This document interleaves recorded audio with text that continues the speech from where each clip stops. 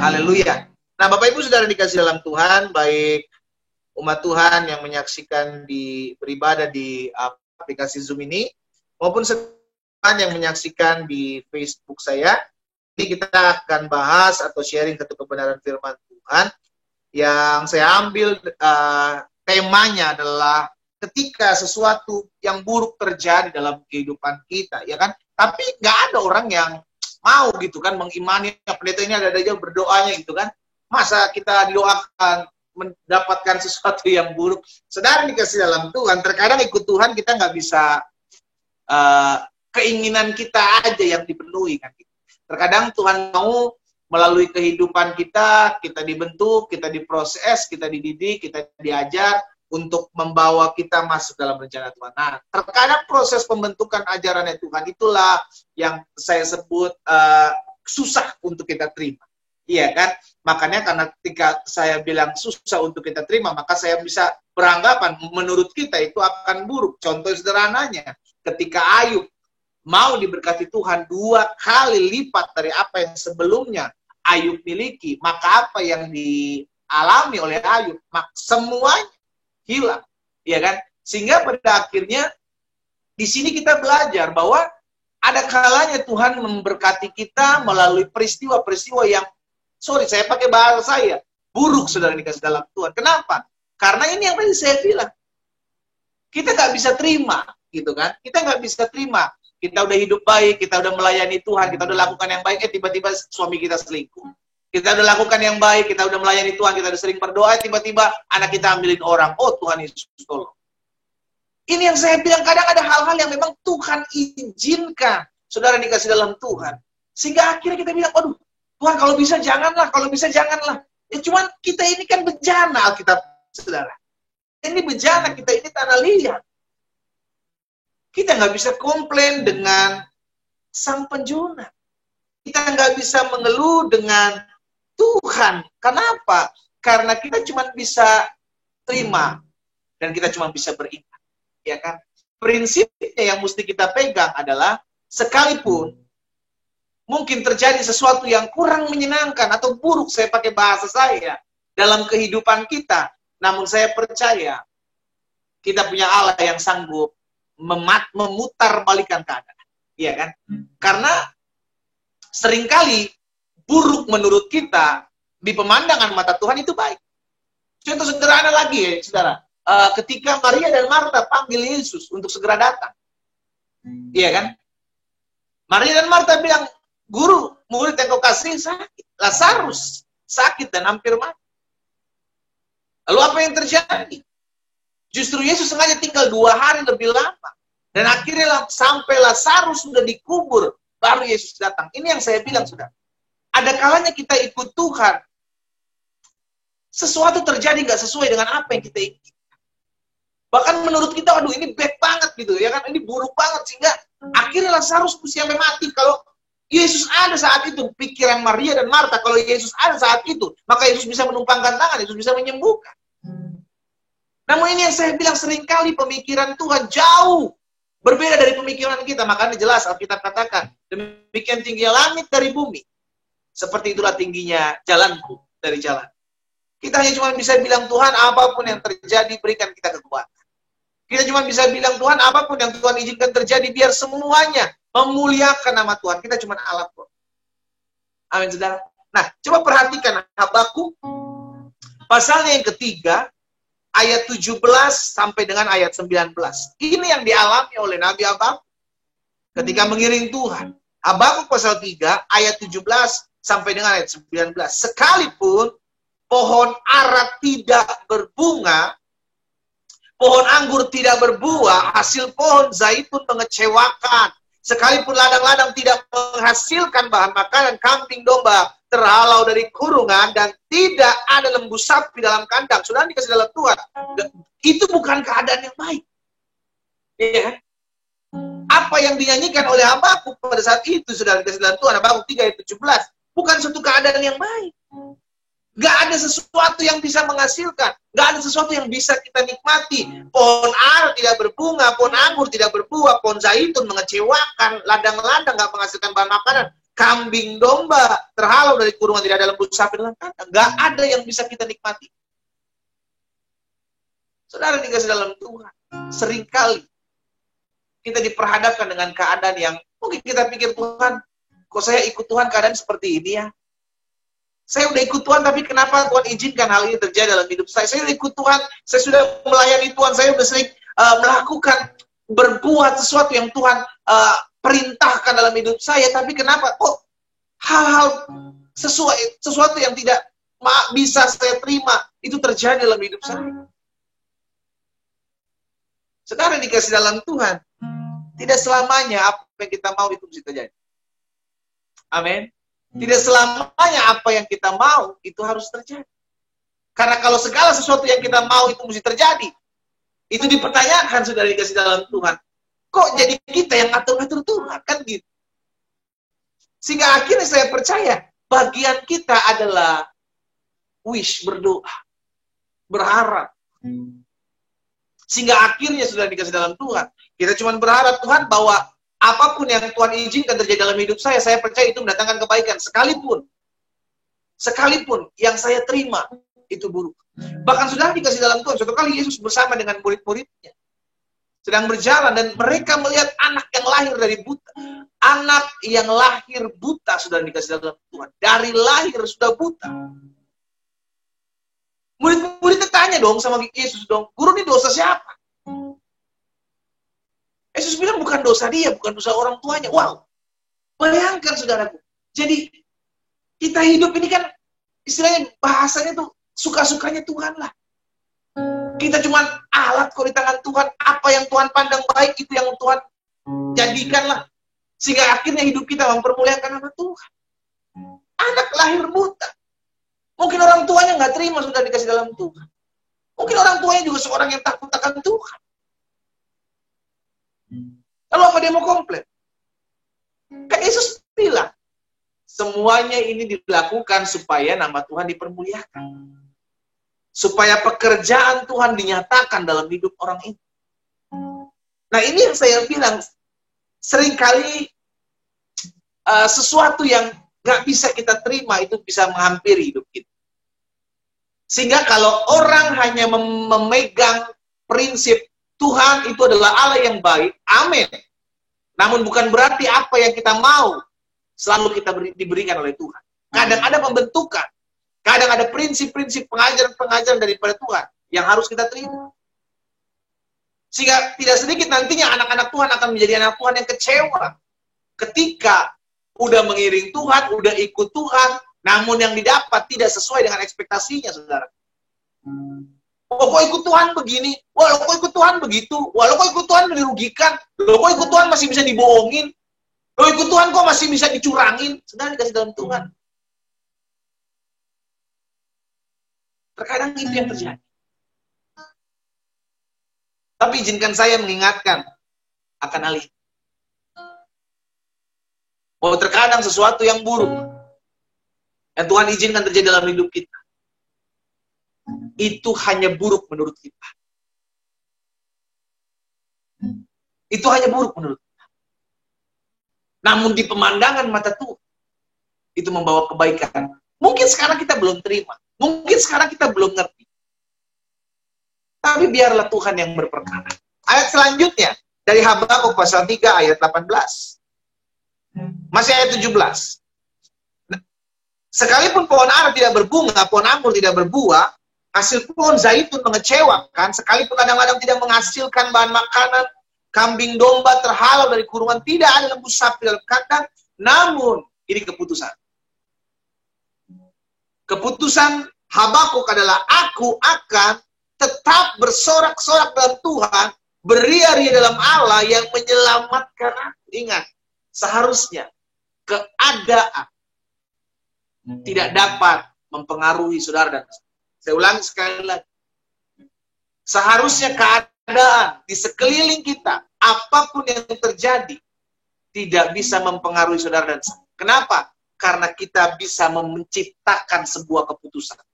Sama-sama bilang sama saya harus menciptakan keputusan yang baik. Sama-sama bilang sama saya harus menciptakan keputusan yang baik. Amin, saudara. Jadi, pada dasarnya keadaan nggak bisa mempengaruhi setiap kita. Keadaan nggak bisa mempengaruhi setiap kita. Namun aku akan bersorak-sorak di dalam Tuhan, beria-ria di dalam Allah yang menyelamatkan aku. Ayat 19. Allah Tuhanku itu kekuatanku. Ia membuat kakiku seperti kaki rusa. Ia membiarkan aku berjejak di bukit-bukit. Jadi saudara dikasih dalam Tuhan, apapun yang terjadi, kembali saya ingat, tetaplah memuji-muji Tuhan. Hari-hari ini adalah hari-hari yang tidak diinginkan oleh semua orang. Hari-hari ini dalam masa-masa pandemik seperti adalah hari-hari yang tidak pernah didoakan, tidak pernah dibayangkan, tidak pernah dipikirkan oleh setiap orang. Tapi ini mesti terjadi. Lalu dengan terjadi ini, apa kita hanya bersungut-sungut, mengeluh, komplain? Kan enggak. Justru sama, seharusnya. Apa yang dialami oleh Habakuk. Ada begitu banyak kesusahan-kesusahan, ada begitu banyak pengecewaan-pengecewaan yang dialami olehnya. Namun di ayat 8 dia bilang, aku tetap akan memuji-muji Tuhan. Wow. Saudara dan saya memutuskan hari-hari apapun yang terjadi, tetap pujilah Tuhan. Amin.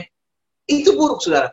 Itu buruk ketika kita nggak mau sesuatu yang merugikan kita, menimpa kita. Siapa orang yang mau dirugikan lah? Kira-kira kan begitu, saudara. Tiba-tiba itu terjadi, kita dirugikan, kita difitnah, sesuatu terjadi dalam hidup kita, kita mengalami ketidakadilan.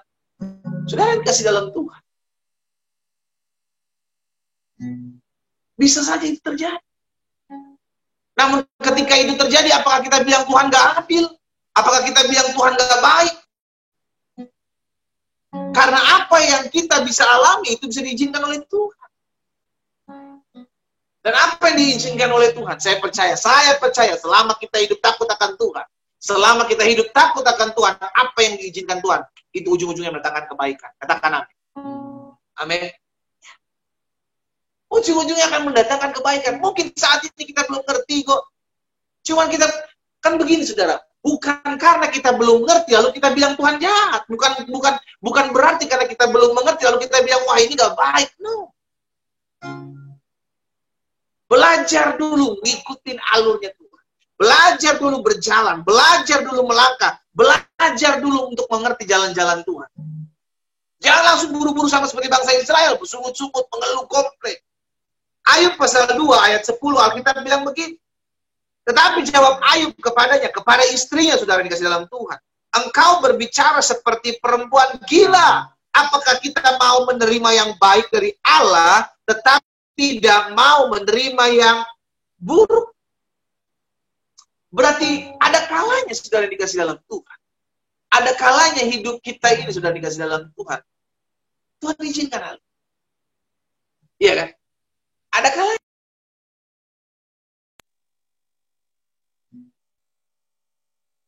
Namun bagian kita apa sih? Apakah bagian kita bersyukur-syukur? Apakah bagian kita mengeluh? Apakah bagian kita komplain?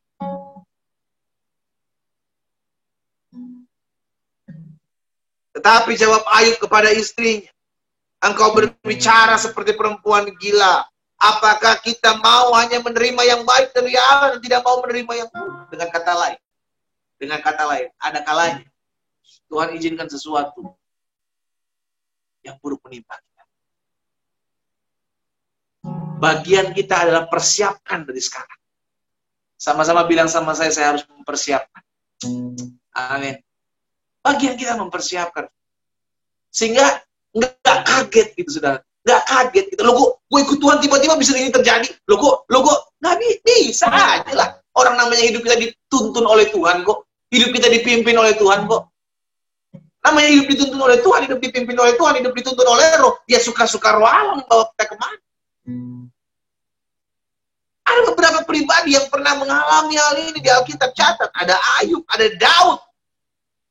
Yang udah diurapi menjadi seorang raja, namun tidak langsung menjadi raja. Dikejar-kejar dulu sudah dikasih dalam Tuhan. Lari dari satu tempat ke tempat yang lain, penuh dengan ketakutan. Dan satu tempat ke tempat yang lain penuh dengan keintimidasi yang sudah dikasih dalam Tuhan.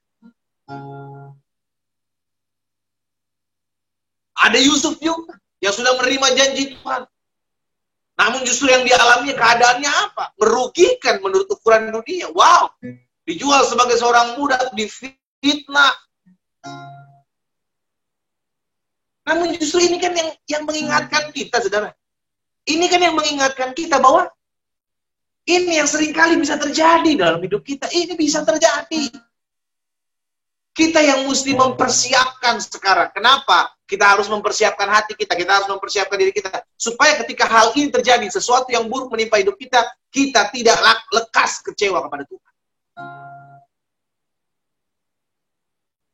Kita ditipu orang. Kita dibohongin orang. Wow. Karena kita masih tinggal di dunia lah. Jadi, selama kita masih tinggal di dunia, hal-hal seperti itu kan masih bisa terjadi. Masih bisa terjadi. Namun ingat, kita masih punya Tuhan. Dan kita bisa buat keputusan. Ingat keputusan Habakuk. Habakuk tetap bersorak-sorak. Habakuk tetap beria-ria. Daniel 3 ayat 17 dan 18. Jika Allah yang kami puja sanggup melepaskan kami, maka ia akan melepaskan kami dari perapian yang menyala-nyala itu dan dari dalam tanganmu ya Raja. Ayat 18. Tetapi seandainya tidak, ini dia. Ini yang perlu kita siapkan. Seandainya Tuhan tidak tolong saya, apakah saya tetap bersuka cita? Apakah seandainya Tuhan tidak bela saya, apakah saya tetap bersuka cita? Seandainya Tuhan tidak menolong dan membiarkan saya hidup menikmati kebaikan Tuhan, apakah saya tetap beribadah kepada Tuhan? Yuk sama-sama kita cek diri kita. Apakah ketika sesuatu yang buruk menimpa kita nanti, kita tetap beribadah kepada Tuhan, kita tetap menyembah Tuhan, kita tetap berdoa kepada Tuhan, kita tetap merenungkan firman Tuhan?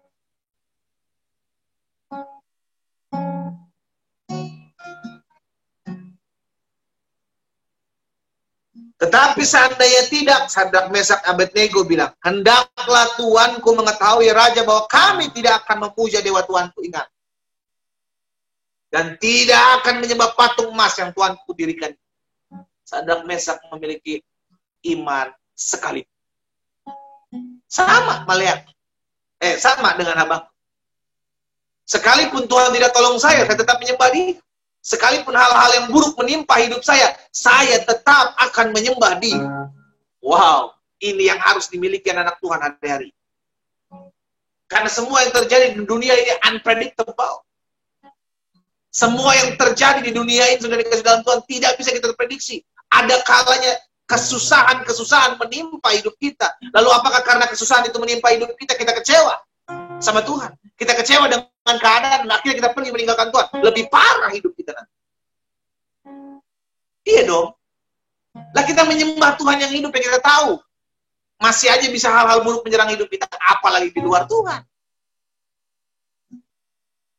Sehingga akhirnya malam hari ini kita belajar bahwa Alkitab pernah mencatat ada beberapa pribadi yang pernah mengalami hal-hal yang buruk menimpa hidupnya, sekalipun Tuhan menyertai hidup. Sekalipun Tuhan menyertai hidup. Kalau pahlawan-pahlawan iman aja di Alkitab tercatat pernah mengalami hal-hal yang buruk, yang tidak pernah diprediksi. Paulus dan Silas di penjara. Mereka menginjil, saudaraku, di penjara. Ini yang sering kali sudah dikasih dalam Tuhan, kita nggak bisa pikir, loh, kok ikut Tuhan bisa ini terjadi ya? Kalau kita nggak benar-benar kuat dalam iman, kalau kita nggak benar-benar kuat dalam firman, maka kita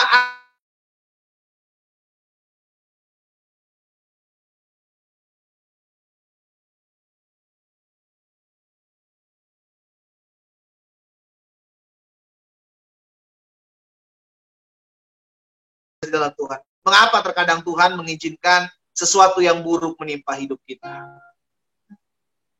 Yang pertama saya pelajari mengapa kadang Tuhan mengizinkan sesuatu yang buruk menimpa hidup saya, saudara dan saya. Yang pertama, agar kita selalu ingat bahwa Yesus itu cukup buat kita. Apa maksudnya? Ketika kita ingat selalu bahwa Yesus cukup buat kita, maka hati kita tidak akan melekat dengan apapun yang ada di dunia. Istrinya Ayub, hatinya melekat kepada dunia ini. Sehingga ketika diizinkan sesuatu yang buruk menimpa kehidupan mereka, Ayub dan istri, maka istrinya mengeluh, istrinya komplain bersungguh-sungguh dan bahkan ngajak si Ayub, ayo kutuki Allah kita. Karena hatinya melekat dengan apa yang ada dan dilihat.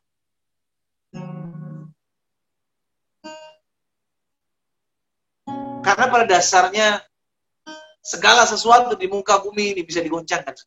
Semua bisa tergoncang.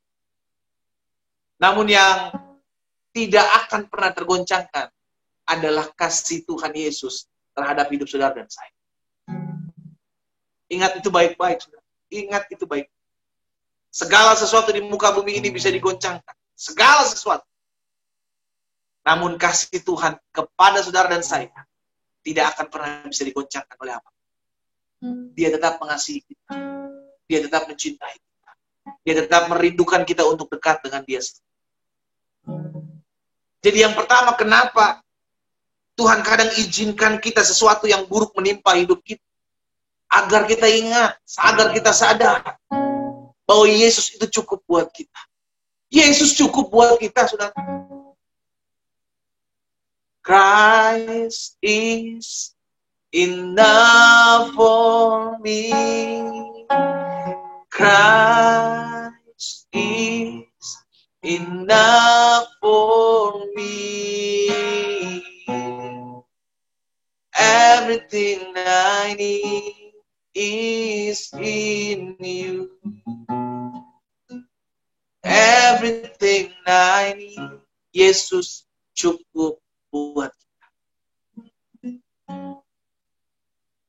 Yang kedua saya pelajari, mengapa terkadang Tuhan mengizinkan kita mengalami sesuatu yang buruk dalam hidup kita. Yang pertama, agar kita selalu ingat bahwa Yesus cukup buat kita. Sehingga hati kita hanya melekat sama Dia, tidak terikat dengan apapun. Dan yang kedua, mengapa terkadang Tuhan mengizinkan sesuatu yang buruk menimpa hidup kita? Agar kita selalu ingat bahwa dunia bukanlah akhir dari segala-galanya. Ku tak membawa apapun juga saat ku datang ke dunia. Ku tinggal semua pada akhirnya saat ku kembali ke surga. Dunia bukanlah akhir dari segala-galanya. Saudara dikasih dalam Tuhan, kalau kita berusaha mengejar dunia, tidak akan pernah cukup dan tidak akan pernah terpenuhi. Sehingga akhirnya ketika Tuhan menguji, Tuhan membentuk, Tuhan memproses, dan Ayub semuanya diambil, Ayub cuma tetap berkata, semua dari Tuhan. Tuhan yang memberi, Tuhan yang mengambil. Terpujilah nama Tuhan. Hatinya tidak terikat dengan dunia. Sehingga dari mulut tidak keluar pengeluhan, persungutan. Karena yang Tuhan izinkan terjadi.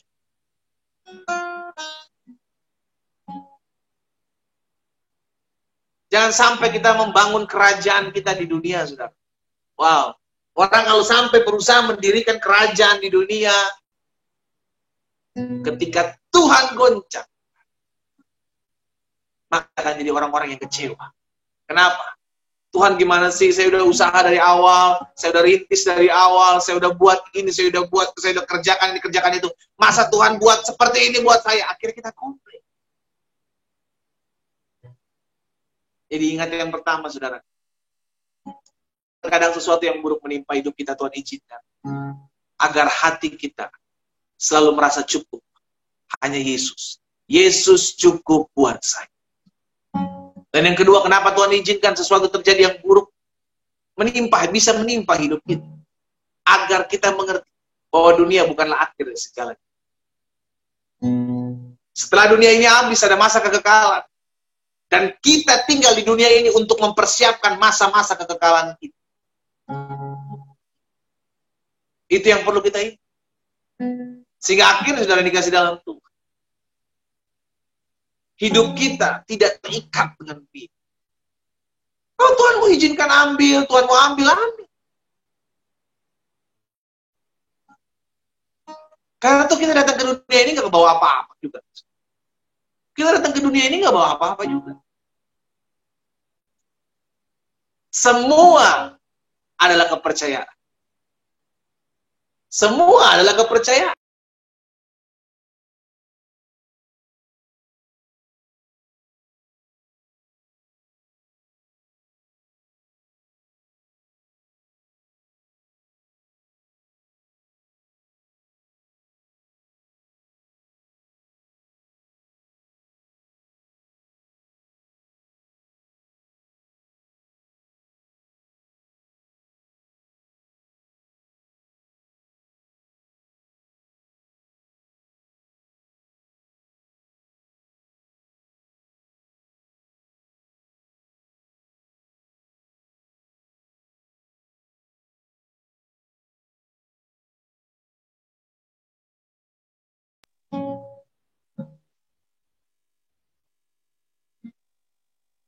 Bahwa mungkin menurut kita buruk.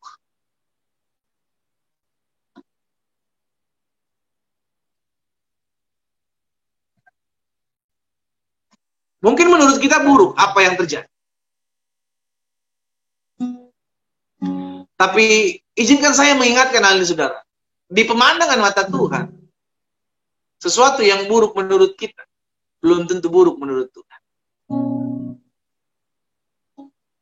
Sesuatu yang menurut kita tidak baik, tapi kalau Tuhan lihat 3 hari, 4 hari, 5 hari, 10 hari, sebulan ke depan itu menjadi baik buat kita, maka itu yang akan Dia buat. Karena dasarnya jelas, Allah turut bekerja dalam segala sesuatu untuk mendatangkan kebaikan.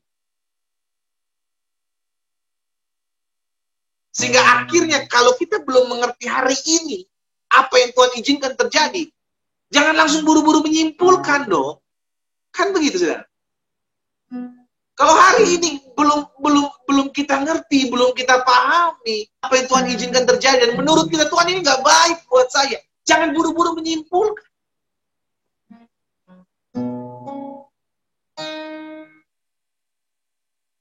Sehingga akhirnya kalau kita buru-buru menyimpulkan, kita akan mengeluh.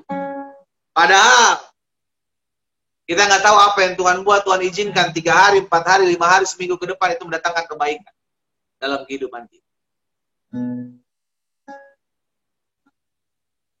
Karena jika doa dijawab hari ini, dengan doa dijawab 3 hari ke depan, 4 hari, 5 hari, sebulan ke depan, itu berbeda sudah dikasih dalam Tuhan. Kita bilang hari ini Tuhan saya perlunya. Hari ini Tuhan buka jalan buat saya. Namun Tuhan bilang, enggak anakku, nanti hari-hari ke depan. Kenapa? Karena Tuhan lihat di hari-hari ke depan itulah kita benar-benar memerlukannya.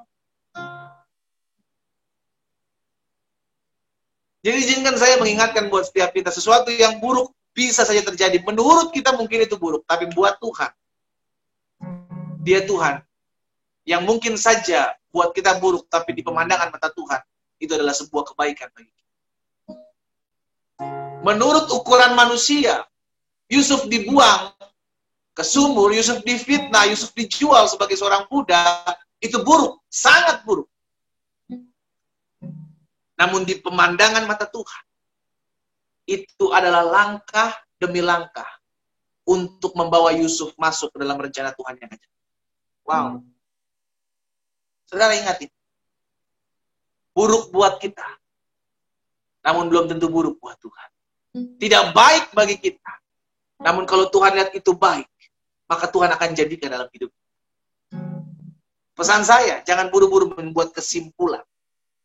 Jangan buru-buru mengambil sebuah keputusan, kesimpulan.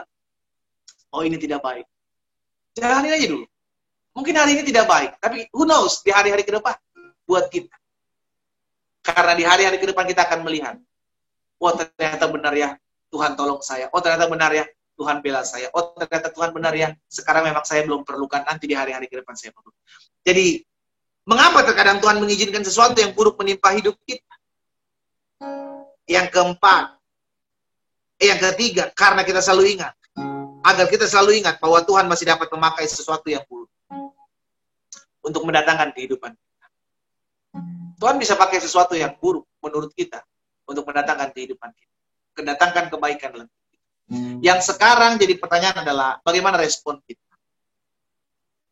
Bagaimana respon kita ketika sesuatu yang buruk itu menimpa hidup kita? Bagaimana respon kita? Kita mesti tahu, saudara. Jangan sampai kita salah dalam menyikapi hal-hal yang Tuhan izinkan, yang tidak mengenakan kita, tidak menyenangkan kita, merugikan kita, lalu respon kita justru jadi salah. Karena ketika respon salah, maka dampaknya akan salah. Jadi yang pertama, kembali saya ingatkan, apa respon kita pada saat sesuatu yang buruk terjadi menimpa kita. Tadi kita udah belajar, kenapa Tuhan izinkan sesuatu yang buruk buat hidup kita. Sekarang apa respon kita ketika hal ini terjadi? Yang pertama, respon kita, jangan pernah komplain. Jangan komplain, jangan bersungut-sungut, jangan mengeluh. Kenapa? Karena terkadang Tuhan pakai sesuatu yang buruk untuk mengangkat hidup saudara dan saya.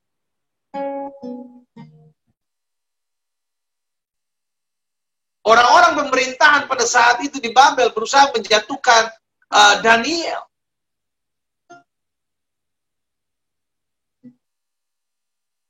Segala daya upaya. Sampai akhirnya Daniel mendapat hukuman, harus masuk dalam gua sih. Apakah Daniel komplain sama Tuhan? Demikian pula Sadrak, Mesak, Abednego masuk ke dapur api, apakah mereka komplain dengan Tuhan? Terkadang saudara dikasih dalam Tuhan, sesuatu yang menurut kita tidak baik, yang Tuhan izinkan dalam hidup kita, itu adalah sebuah tangga untuk membawa kita masuk dalam rencana Tuhan yang ajaib. Itu adalah sebuah cara untuk kita melihat bukti pemeliharaan Tuhan dalam hidup kita. Jangan komplain, jangan bersungut-sungut, jangan mengeluh. Cukup diam, cukup tenang. Karena ketika kita diam, ketika kita tenang, maka Roh Kudus akan memberikan kita kekuatan. Jadi respon kita dalam kita menghadapi hal ini, ketika sesuatu yang buruk, yang tiba-tiba saja bisa datang menimpa hidup kita, ingat, jangan komplain, jangan bersungut-sungut, jangan mengeluh.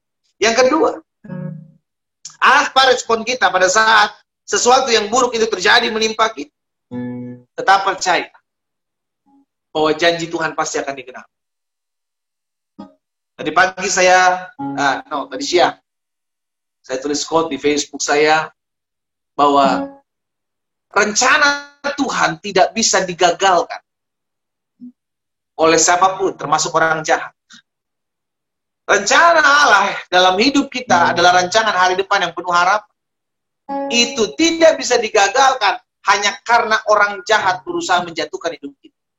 Kenapa? Karena justru terkadang rencana-rencana orang jahat itu, saudara, Tuhan pakai untuk menjadi perpanjangan tangan Tuhan, menggenapi janji Tuhan dalam hidup saudara dan saya. Katakan amin. Jadi jangan buru-buru langsung, wah ini jahat banget nih orang fitnah gua, jahat banget sih ini orang ngerugiin hidup gua banget sih, nggak adil banget sih. Jangan buru-buru seperti itu. Karena kalau sampai seperti itu, kita buru-buru menyimpulkan seperti itu, maka kita yang pertama akan hilang damai sejahtera, yang kedua kita akan kepahitan. Kita akan kecewa sama orang tersebut. Namun kalau kita ingat, oh iya ya, Tuhan mungkin sedang pakai dia untuk memurnikan hidup saya. Oh iya ya, mungkin Tuhan sedang membentuk hidup saya melalui orang-orang ini.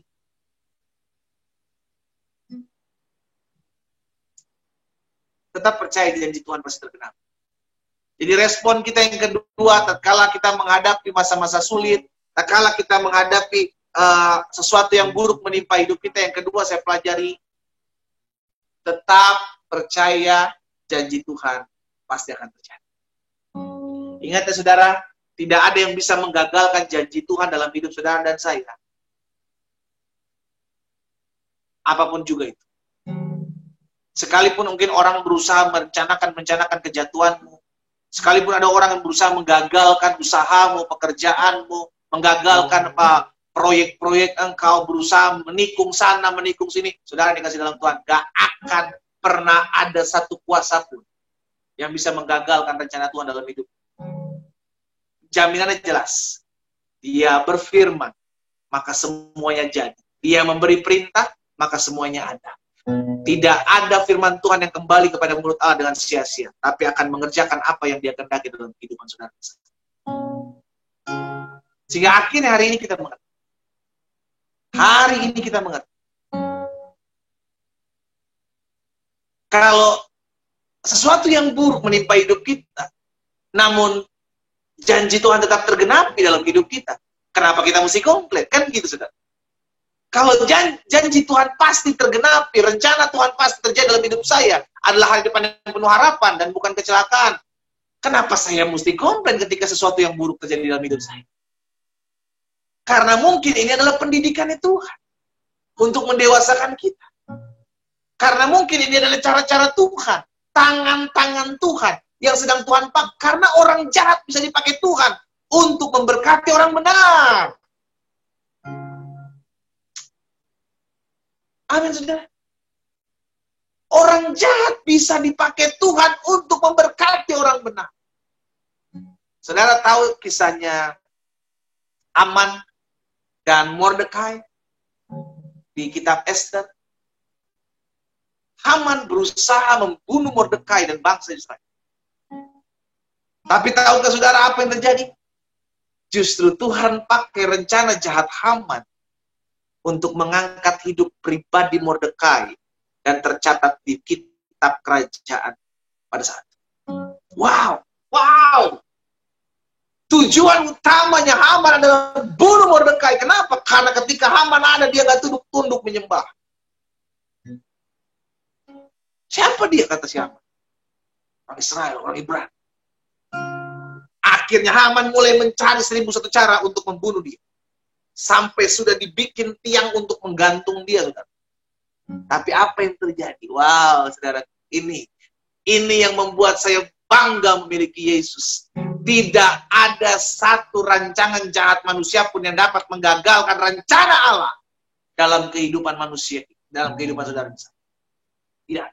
Justru sebaliknya, Tuhan bisa pakai rencana jahat orang jahat, Tuhan bisa pakai rancangan-rancangan orang jahat untuk menggenapi perbuatan yang dahsyat dalam kehidupan saudara dan saya.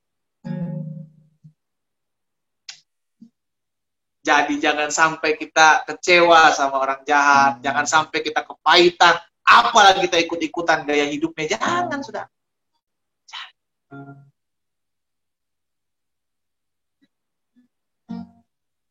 Puji Tuhan. Hal ini saya bagikan malam hari ini buat setiap kita. Biar kiranya apapun juga yang terjadi dalam hidup kita, jangan pernah menggoncangkan iman kita. Ingat, di hari-hari terakhir ini, iblis akan pakai 1001 cara untuk menjatuhkan, menggugurkan iman anak-anak Tuhan. Dengan berbagai cara. Namun kalau kita udah punya prinsip yang teguh, kalau kita udah punya dasar iman yang kuat, maka tidak ada yang bisa menggoncangkan iman saudara dan saya. Sekalipun hal-hal buruk terjadi menimpa kita. Kita tundukkan kepala. Kita datang kepada Tuhan. Bapak, terima kasih buat malam hari ini. Kami mengucap syukur karena anugerah Tuhan, karena kasih setia Tuhan. Maka kami diberkati oleh kebenaran firman Tuhan. Ada hal-hal yang memang mungkin terjadi tidak sesuai dengan apa yang kami inginkan. Ada hal-hal yang mungkin terjadi tidak sesuai dengan apa yang kami mau dalam hidup ini. Karena tentu tidak selamanya apa yang kami mau itu terjadi dalam hidup kami. Ada kalanya Apa yang Tuhan izinkan itu adalah mendatangkan kebaikan dalam hidup kami. Malam hari ini ya Bapak, kami belajar jika sesuatu yang buruk menurut kami terjadi menimpa hidup kami. Kami diingatkan untuk tetap terus percaya bahwa Yesus tetap Tuhan yang punya rencana yang besar dalam kehidupan kami. Ketika sesuatu yang buruk terjadi dalam hidup dan menimpa kami tetap mau bersuka cita, kami tetap mau memutuskan untuk bersorak-sorai kepada Tuhan. Karena kami tahu itu bisa saja Tuhan pakai untuk membawa kami, untuk mengarahkan kami ke dalam jalan-jalan Tuhan. Apa yang Tuhan taruh dalam hati hamba sudah hamba sampaikan bagi umat Tuhan. Bapak hamba berdoa di dalam nama Yesus. Biar firman termaterai dalam hati kami. Kami jadi orang-orang yang kuat dalam kami mengiring Tuhan. Kami jadi orang-orang yang memiliki mental baja tatkala kami diperhadapkan dengan keadaan, peristiwa yang mungkin tidak kami inginkan terjadi dalam hidup kami. Tapi jika Tuhan izinkan hal itu terjadi, maka kami percaya semuanya mendatangkan kebaikan. Materaikan firman-Mu dalam hati kami, Allah. Berkati setiap teman-teman Facebook yang menyaksikan pada malam hari ini, maupun setiap anak-anak Tuhan, umat Tuhan yang tergabung dalam aplikasi Zoom malam hari ini. Hamba-Mu berdoa di dalam nama Yesus. Sehingga setiap kami tetap terus memiliki hati yang teguh. Setiap kami memiliki hati yang kuat. Dalam kami mengiring Tuhan, tidak ada yang bisa menggoncangkan rancangan Allah terjadi dalam hidup kami. Sekalipun hal-hal buruk, sekalipun orang-orang jahat ada dalam kehidupan kami. Terima kasih Bapak. Kami bangga memiliki Allah seperti itu.